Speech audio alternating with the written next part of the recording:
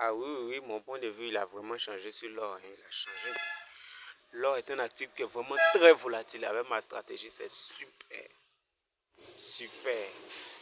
Regarde, ça monte seulement. Mais à cause de mauvaise gestion, de mauvaise stratégie de management, on ne peut pas aller plus loin avec l'or. Sinon, ça monte. Et puis encore, on est sur des sommets. Donc, moi, j'ai pas envie de me positionner sur des sommets.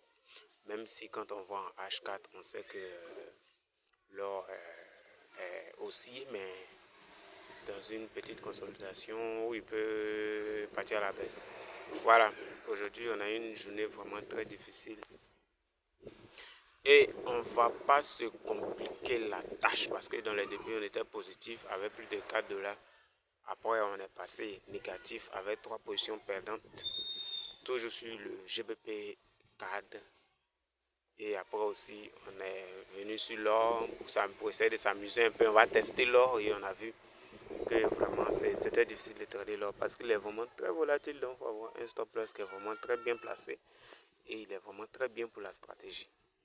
Reste maintenant à faire des backtests sur l'or. Voilà. Et puis, améliorer surtout le côté management à travers peut-être les annonces économiques et puis les niveaux de prix. Bon, pour les niveaux de prix de l'or, il faut dire que vraiment le pips de l'or, il ne sait pas vraiment où est-ce qu'il se situe. Mais avec les positions qui est prise là, il va faire une petite analyse. Bon, allons avec ça rapidement.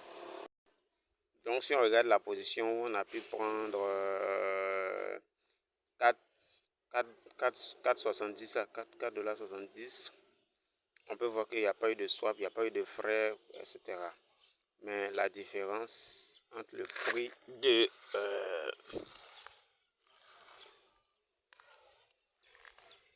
on a d'abord le prix de le prix de vente moins le prix d'achat. Donc le prix de vente c'est 23,46,76. 76.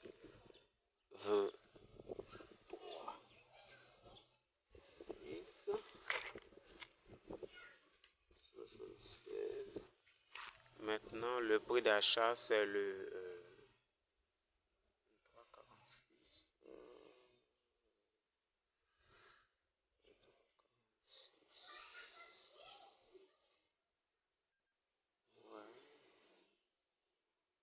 Ah, ça c'était l'endroit du TP, pardon.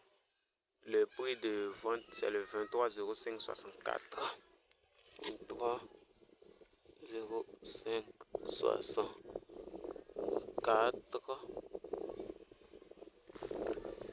Alors, pour préciser quelque chose, le prix de vente, il est ici. Et le prix que j'avais choisi tout à l'heure, lui, il est ici. Voilà, c'est différent, c'est différent. Ok. Donc, poursuivons. On a le prix de vente moins le prix d'achat. Le prix de vente, c'est le 23,0564. Le prix d'achat, c'est le 23,0094.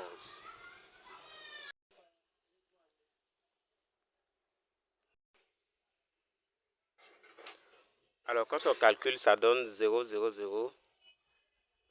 Bon. On va dire que le point sur l'or, il est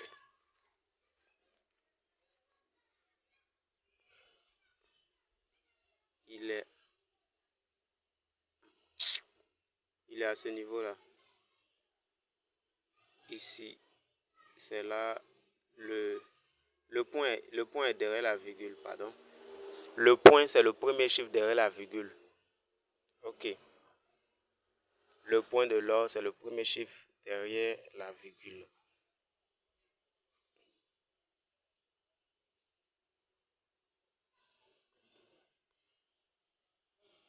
Alors, c'était tout. Donc, l'or, il est vraiment très intéressant parce que si on revient sur le graphique, on voit qu'il bouge vraiment très rapidement. Si on vient à M1, on voit que vraiment l'or, il bouge vraiment très rapidement. Je comprends pourquoi Les gens qui font des signaux, là, ils prennent des stops, des trucs un peu courts. Le point, c'est le premier chiffre derrière la virgule. Sur notre carreau ici,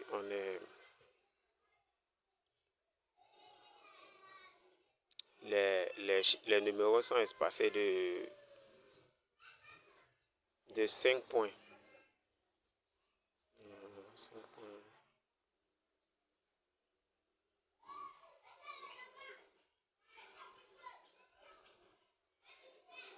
Les numéros sont espacés. Bon, si on prend les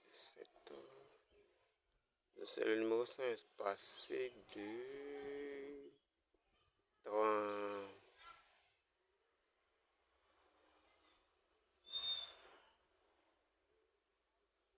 29 points. Les numéros sont espacés de 29 points. 29 points. De là à là. L'or, il est vraiment chic. Très intéressant. Très. Et puis le spread aussi, il est vraiment bon, assez petit. On va le dire comme ça. Pour 29 points, le spread, il doit être à 2 points. Quand on regarde ici, on voit que... Oh, il est même cette affaire de l'or. Le spread, il est à 3 points. L'or est liquide. En plus d'être liquide, il y a les... En plus d'être liquide, il est volatile. C'est bien. Très bien. Je crois que c'est le meilleur actif pour les scalpers. Voilà pourquoi les gens aiment scalper sur l'or.